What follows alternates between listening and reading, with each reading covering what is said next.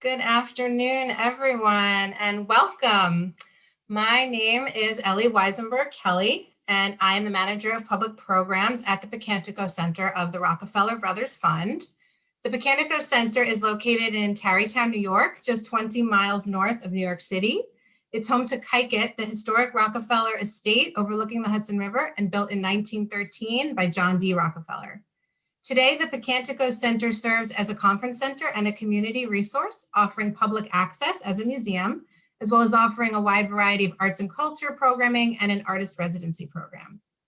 And today, we honor the legacy of the indigenous people of Pocantico, the unceded ancestral territory of the Lenape, past, present, and future, in gratitude and appreciation and in recognition of their displacement and dispossession.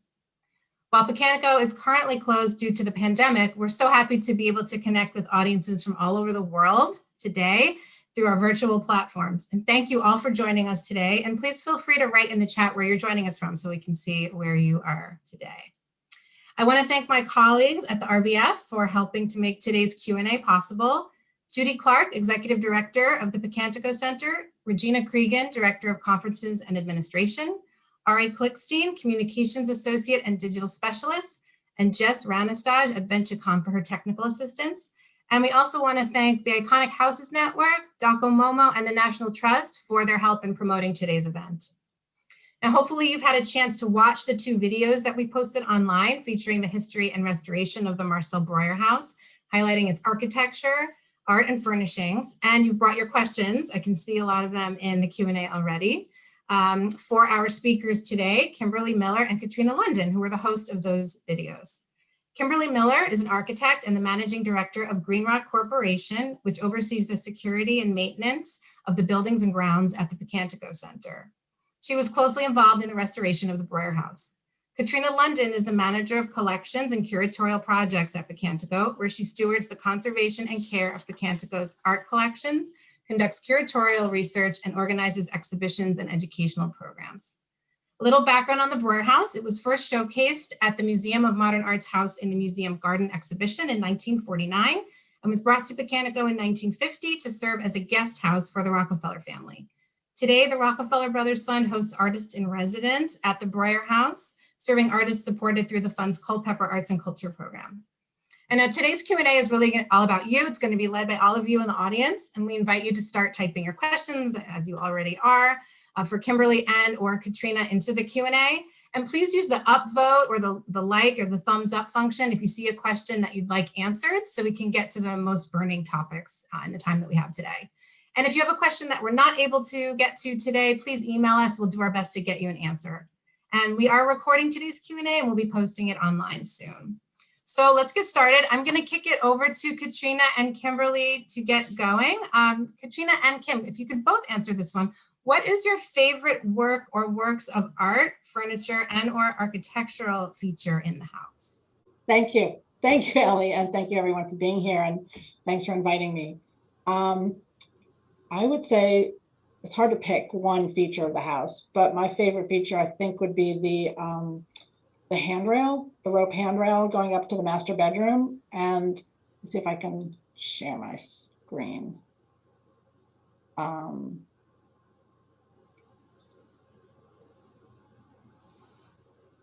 The handrail right here.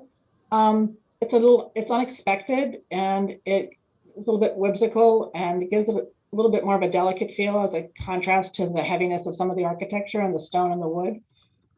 So I'd say that would be one of my favorites, my favorite feature.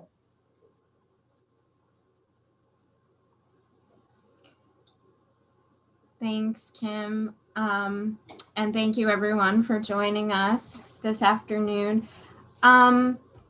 It's really hard to answer this question. I like so many things about the house and in the house, but I thought I would highlight the Heath ceramics by Edith Heath.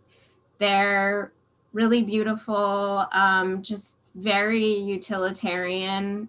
I could easily use them in my own house, and the color is particularly nice. And I really like that Breuer chose a woman studio potter who was working at the time, and instead of, you know, picking something more mass market.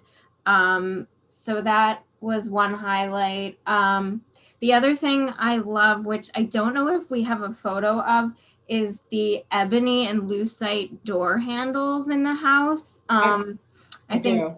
Kim, you were involved in finding those. They were supplied by W.C. Vaughan of Boston, and that company was later acquired by E.R. Butler in Manhattan. And he was able to supply the replacements for ones that had broken. Okay, I'm gonna go with some of the questions here in the Q&A that have been upvoted the most. This is a question, I think, more for Kimberly. When the house was relocated, was it rebuilt with the same solar orientation? And maybe you could also just talk more about how it was relocated and rebuilt. Yeah, I'm really not sure about the solar location. I do believe it was turned counterclockwise. The house was cut into 4 pieces, and you can still see the cuts in the ceiling from those. And they were put on, the sections were put onto a tractor trailer each, and then driven up 30 miles and put on the site here. The plans had to be drawn up to add plumbing, electrical, and real systems, because the house was a demonstration house, an exhibition house. So it didn't have all of the function that a real house would have. So those had to all be done. The stone masonry elements were not moved. They were just built on site. The radiant heat and the concrete was installed as per Breuer's plans, but the fireplace and things like that were built on site, not moved. And as you can tell, the exterior walls did not get moved. I believe the house faced south in the exhibition, and it now faces west. I would say that the 2 windows that are behind me here, these facing windows. So it was a little bit different orientation. And that was just because that's where the site was that they had to put it on. Great. And there's another question here about the house and the roof drainage system. That was a question that also came up that was submitted ahead of today's discussion. Since it is a butterfly design, and wondering about whether it is leak proof over time, and the drainage system and how it's held up. Yes, it's a good question. So the house has had some minor leaks, like I think any roof would have over time, but it's held up pretty well. I mean, the one drain works surprisingly well in the center. We did redo the roof in 2014. I say we, the Rockefeller Brothers Fund, did it. I did that, worked on that while I was there. And it was a hot tar roof originally, and over the years, other layers have been put on it. We decided not to go with that kind of a roof. It was a preservation decision, because that kind of roof is not typically put on these days, and the skill to find someone to be able to do that well, we were concerned about. So it's a cold applied asphalt rubber based membrane with a granular surface. And so there are no gutters, obviously, so everything gets drained into one pipe in the center at the lower point. And I say one drawback is that that pipe is interior. It's in the wall of the bathroom of the lower floor. So if that pipe needs work or needs to be replaced, it's a little difficult to get to. But so far, knock on wood, it's been holding pretty well, and only some minor leaks, even with the snow on top. We have a question here, I think, for Katrina about the art and furnishings. Margaret says, I enjoyed the video about the art and furnishings in the house. Did the research show how involved Breuer was in choosing the interior pieces? Yes, a little bit. We know that Breuer selected all of the pieces for the house, all of the furnishings. Most of them were supplied by a New York retailer called New Design Incorporated. It's written and documented that Breuer was definitely either he specifically designed pieces of furniture, chose them himself, or, you know, approved suggestions. So he was really in charge of everything that ended up in the house. Know if Breuer and Frank Lloyd Wright Oh. knew each other and possibly discussed their similar goals of providing low-cost houses? That's a great question, but I haven't come across anything in the research, but it's been specifically on Breuer, and I haven't come across anything that relates to Frank Lloyd Wright with Breuer. No, sorry. Here's another one, I think for you, Kimberly. Was the original cost of the house considered inexpensive, about average, or relatively expensive at the time of its construction? It's a great question. So the whole idea of the house was to show how much good design could buy for the average American family. That's what they were hoping to do, and introduce the American public to more modern design that was also comfortable to live in. And they were also trying to answer some of the mass-produced houses, like the Levittown houses that were going up at the time, and a nearby steel enamel house called the Lustron House that had been mass-produced, but had been on display a year before this house was. Those houses were, I think, around $9,000 or $10,000. This one in the brochure that was published had said that they were trying to aim at $25,000. So it was not as affordable as some of the other houses. It was not really, I don't know that it was really affordable for middle class. It ended up coming in at over $27,000, and that didn't include the land and the architectural fees. So in that time frame, in today's numbers, it was about $290,000 without those other two fees. He did have some options of reducing the cost for using different materials, using more plywood, and that's why he does use a lot of plywood in the house to keep the cost down, but he could use even more and less tile in bathrooms. And he also envisioned the house to be phased. So phase one would not include the garage and the master bedroom above with the staircase that you can see behind me. And the butterfly roof lent itself to being added on later as the family grew, and hopefully your finances could support that. You could add on that phase. So it wasn't as cheap as they had hoped. Katrina, for you, this question about the art. It says, as the original art is no longer in the house, was it ever considered, was ever considered a place, for instance, a replica of the art piece on the wall to the bedroom instead of substituting it with a Calder print? I don't believe that was ever considered. I think because there are issues with, you know, copyright for the artists who made those pieces. And it's just a little bit of a probably controversial thing in the museum world to do that. So instead we opted for pieces that, you know, were in the collection that were from the same period that might have been displayed in a house of that time. Great. And then some questions about the furnishings. And Janice is saying she loved the thoughtful choices that you made regarding the furnishings that are used by the artists in the house now. You found original furnishings and reproductions and reissues, and then you made choices regarding the art. Which of those choices was the most controversial or difficult for you? That's a good question.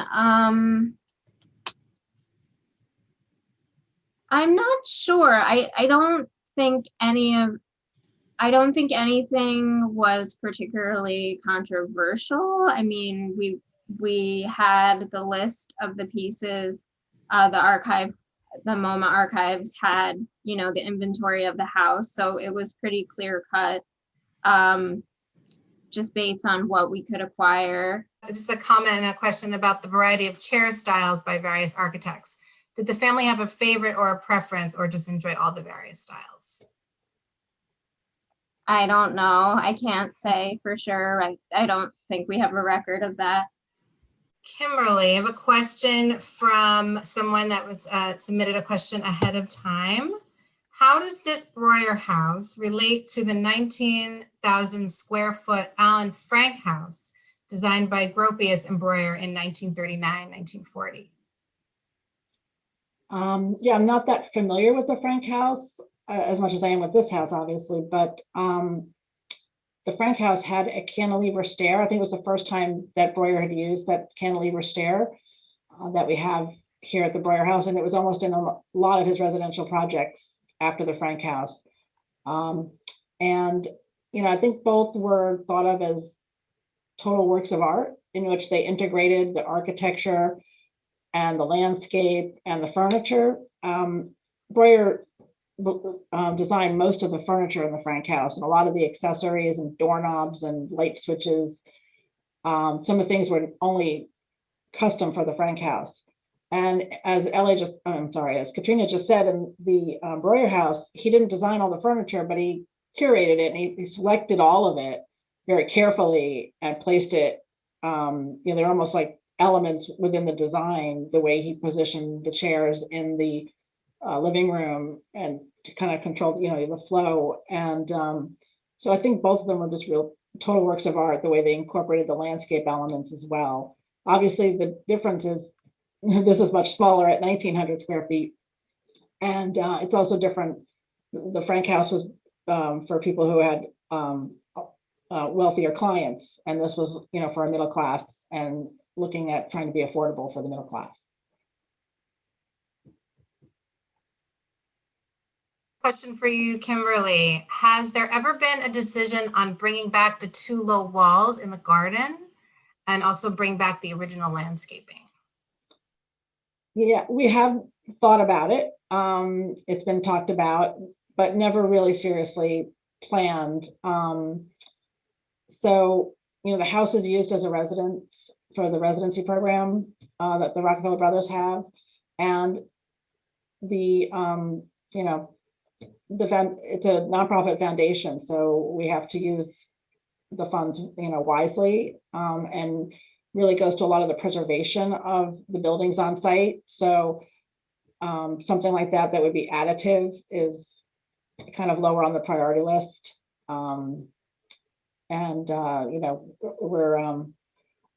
We're trying to, as I said, spend the funds wisely and where it could have the biggest impact. Although it would be nice to have those walls. There is a stone wall that's existing on the estate across the street. You can't see it, but there is a stone wall within view of the windows there. So it's not the same, but it's a different site than it was at MoMA. So.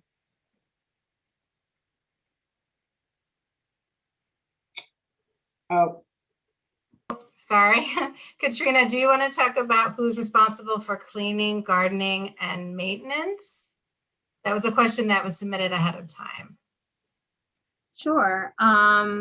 So we have the RBF has a housekeeping team led by our colleague Lena Tubin, and they are responsible for the cleaning of all of the buildings on that are under our stewardship, and for the maintenance and the gardening that is taken care of by Greenrock. And Kim, do you want to say a little more about Greenrock? Yeah, well, Greenrock maintains the grounds and the buildings for the Rockefeller Brothers Fund. We're a subsidiary of the National Trust for Historic Preservation. And we work in consultation with the Rockefeller Brothers Fund and determining what projects need to be done, capital improvements and such on the site. And I saw a few questions about when will we be open again, or do we provide tours? I don't know if Katrina, you want to take that one as far as people who might want to come and see it for themselves someday. Sure. So normally we're open for tours at least once a year. I think we're going to try and increase that amount of tour offerings. But at the moment we remain closed, and we are not quite sure when we'll reopen yet, but hopefully maybe by the fall we might be able to offer a tour, but we'll have to see how things go in this strange time. Absolutely. And in the meantime, we're so happy we have the beautiful videos that both of you did that give people that real bird's eye view into the house while we are closed. A question that was upvoted a few times, is there anything special about the glazing or glass that was used in the original and in the restoration of the home? And I don't really have an answer to that. There's not much that we know about the original glass. The windows were all casement windows and were changed out in the 80s to aluminum windows. The originals were Hope's windows when it was in the museum garden. And that is one thing that we have on the schedule in the next 5 years to change out, as some of the 1980s windows are failing. We do hope to go back to the steel casement. There is one that we did find original behind something that somebody forgot to change it out. So it was great. We have the details of that original window, and we were hoping to get them custom made to be redone. But other than that, there was nothing really special about the glazing that I know of. We seem to have someone on today who grew up and lived in a Breuer binuclear butterfly home on Long Island, John Henry Hansen. And they're asking, in what ways can this home serve as a model for the preservation of other Breuer and mid-century modern homes? And are there organizations that support privately held homes? That's a great question. I don't know of any organization. I know there are a few Breuer houses up here in Westchester as well, specifically in Croton on Hudson. So I don't really know that there's an organization to help homeowners preserve buildings. I mean, I think that's a great question, and I can ask that the National Trust to see if there is and get back to you about that. They may be able to have more answers on that topic. But I think, I think we've made over the years some, we kind of make some difficult decisions on how to preserve the building. Well, it's also being used. It's not a museum, so it is like a private house in that way. So I think we've made some choices, with being practical.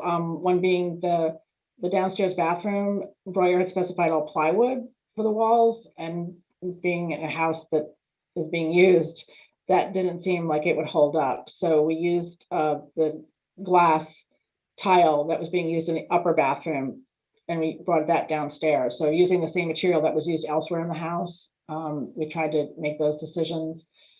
And so I think, that can serve as a model, is trying to kind of balance preservation and practicality when you're living in a historic home. Katrina, we have an interesting question here. Did any of the artists or furniture designers ever visit the house that we know of? I don't know for sure, but I know that Alexander Calder was involved in a site-specific commission for Kikit. It was a sculpture called Large Spiny that was an enlargement of a smaller tabletop piece called Spiny in the collection of MoMA. And Nelson Rockefeller commissioned Calder to enlarge that piece for the grounds at Kikit, and it overlooks the river. It's possible that he came to see it or was here during that time. I know they were in communication, but I don't know for sure. And I don't know if Breuer was very involved. Kim, do you know if Breuer he wasn't really involved when the house was moved up? No, not that I know of that he was very involved. His office 2 years after this was moved did design the annex, but I don't know, didn't see any correspondence that he actually was on site or had much to do with actually the move here even. And we have a question from Raymond Richard Nutra from the Nutra Institute for Survival Through Design. And I think this might be for you, Kimberly. He's asking, can you describe the annual budget for maintaining the house, excuse me, and the budget headings that any house museum should be thinking of? Oh, that's an interesting question. We don't have a specific budget for the house itself. We don't, the Rockefeller Brothers Fund doesn't really budget like that. It's more for an overall site. And there's, I think, 11 or 13 buildings on the site. So, definitely maintenance, preventive maintenance, roofing, painting, HVAC, that's like the biggest part of preservation, I think, is preventive maintenance.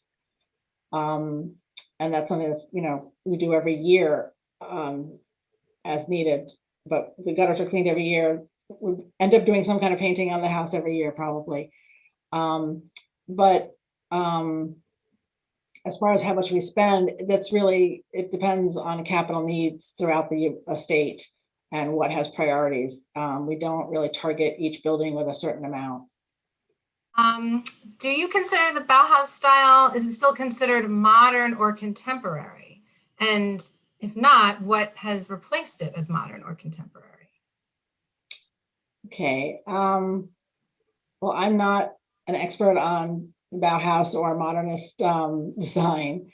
So in my own opinion, I think a lot of the style of the house can still relate to some contemporary, even though it looks a little dated, but the openness of the plan and the use of the large expanses of glass, I think do relate still to modern architecture, and definitely like the flat roof or the slope of the roof. But again, that's just my opinion. I'm no expert in the Bauhaus or modernism.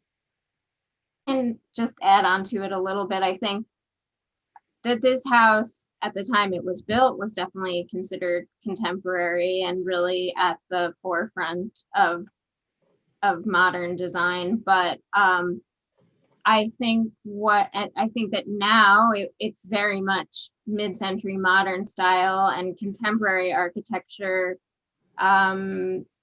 is very different. It employs a lot of metal, glass, a lot of very shiny, sleek, white, and not so much these really wonderful natural materials that Breuer incorporated, the cypress, the flagstone. And I think that that's something that kind of separates it a little bit, but that's also my opinion. Right. Well, but that is also what separated his version of the modern architecture to some of the other modern architects practicing at the time, because he did incorporate those natural materials, and that's where he kind of showed that modern architecture at the time in 1949 wasn't so it could still be a comfortable place to live. So I think some people at that time in 1949 were a little more scared of living with a modern architect, living with modern architecture. So I think that that separated him back then in 1949, and yeah, definitely a great separates from current modern architecture. Definitely, and also if you compare it to the Philip Johnson glass house, which is pretty much contemporaneous, and you can see that this is much more of a livable feel versus the glass house, and an art, and I think it was described as a human house, a much more human house that was more livable. Right. Do you know if he ever came up to visit this house? This was another question from our Q&A here. Did Breuer ever come up to visit and help with any of the restoration over the years? Not that we know of, no.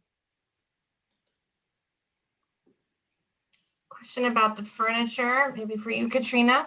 The furniture used in this house is the same as the Snower House by Breuer in the suburbs of Kansas City. For example, the Florence Knoll sofa is the same. Do you know, did he use the same furniture in most of his houses?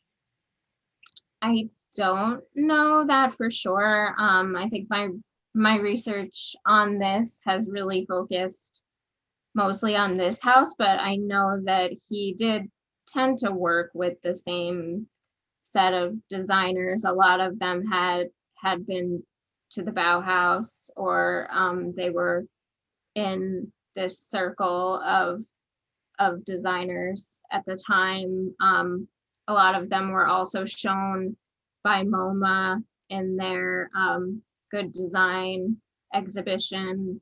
So I think he did, but I don't know for sure that he always used the same furniture designers.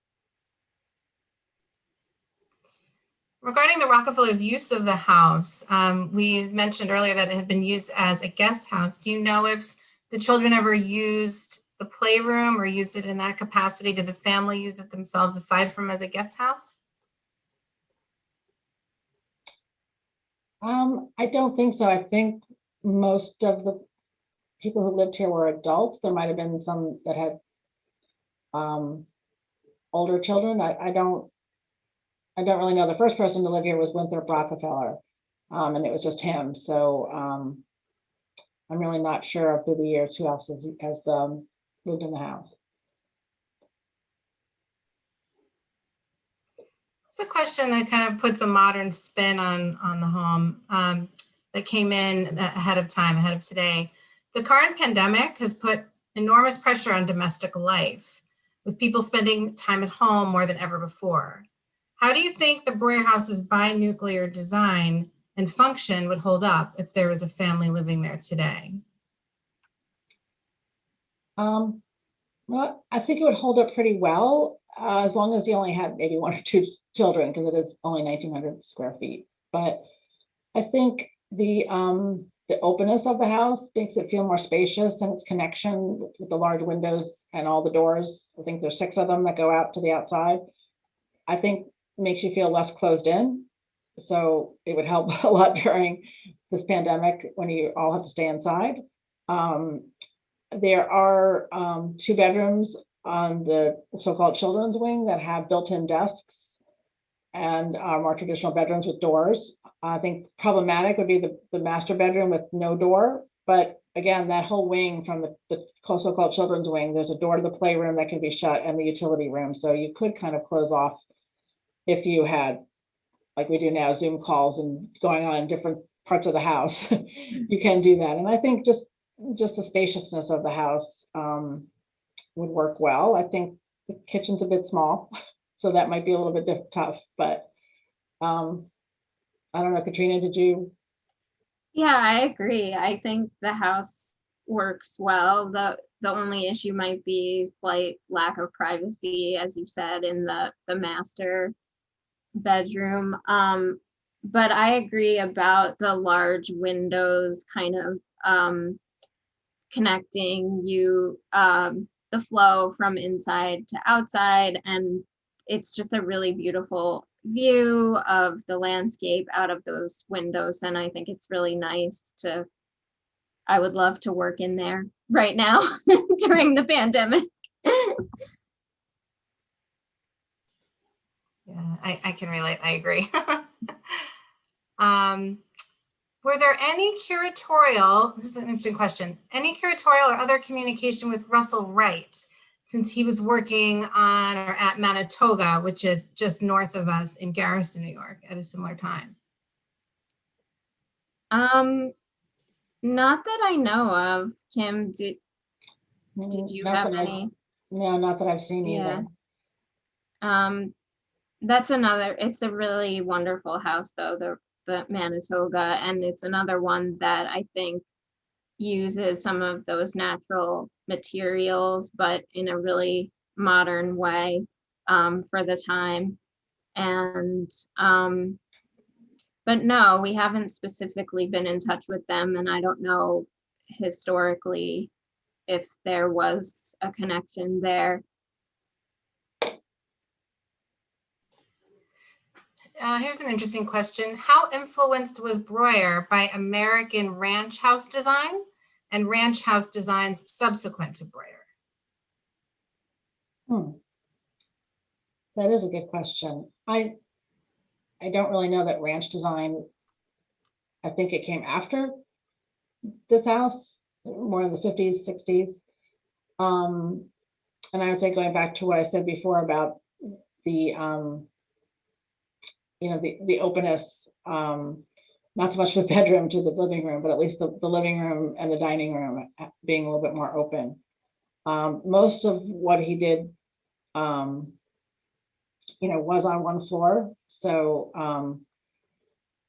he, that is common with the ranch style, but I'm not really sure he was influenced by so much that style. And I don't know how much else they've taken, from his style. Is the house winterized for all year living? This came in the chat. And if so, how is it heated? Good question. It is winterized and it is heated. Breuer had designed radiant floor heating back in 1949, and that was installed in this house in the living room and playroom throughout the floor. Subsequently, they have added some radiator in some of the spaces, but it seems to work pretty well. We haven't really had much complaints. Even they only have certain air conditioning too. The house, air conditioning in a couple spots in the house. It's not centrally air conditioned. So the house seems to do well year round. I think that there's great breezes in the summer when you can open the screen doors on either side. And it seems to be, the radiant heat seems to be working. And we want to keep it that way in the next few years. Absolutely. Katrina, there's a question that's been upvoted a few times. Are there any plans to invite artists to stay at the house and ask them to create new work during their stay in response to their experience? Yes, so we do currently have an artist in residency program, but until now, we have not had a studio space for visual artists, but this fall, the RBF will be opening the David Rockefeller Creative Arts Center on the campus, which is inside of the 1908 Orangerie building on the estate. And there will be an artist studio in that building. So the residents who come and stay in the house can actually have a space to work and really create work in response to the site, on site, which we haven't really much been able to do in the past. Our residents have been a lot of photographers and writers, musicians, but this is an exciting stage for the RBF and for the community to be involved in that. And hopefully we'll show, the building also has a gallery. So the idea is that we'll also be able to show some of that work that's made by the residents and share it with all of you. Absolutely. And I would add that when artists and residents come and stay, they always just remark at how special it is to have the opportunity to create and have time away from life just 20 miles north of New York City in this incredible home. It's really special. Okay. I think we're pretty much at time here. Thank you all so much. I'm sorry that we've run out of time and we're going to have to wrap up now. But I want to thank our wonderful audience. Thanks to those of you who wrote your locations in the chat. So great to see people from all over the country. And I want to thank you all for your great questions and your engagement. And thank you to Kimberly and to Katrina for offering your time and your expertise and your insight into this iconic house. And for those of you interested in learning more about other public programs offered at Pocantico, we're offering some virtual opportunities now. And whenever we reopen, we'll have lots of in-person public programs at that time, including in-person tours of the Breuer House. So I encourage you to join our mailing list, and you can visit our website at rbf.org/events to do so. Thank you all so much. Be well and take care, and we'll see you soon. Thanks, Bye-bye. everyone. Thank you. Bye-bye.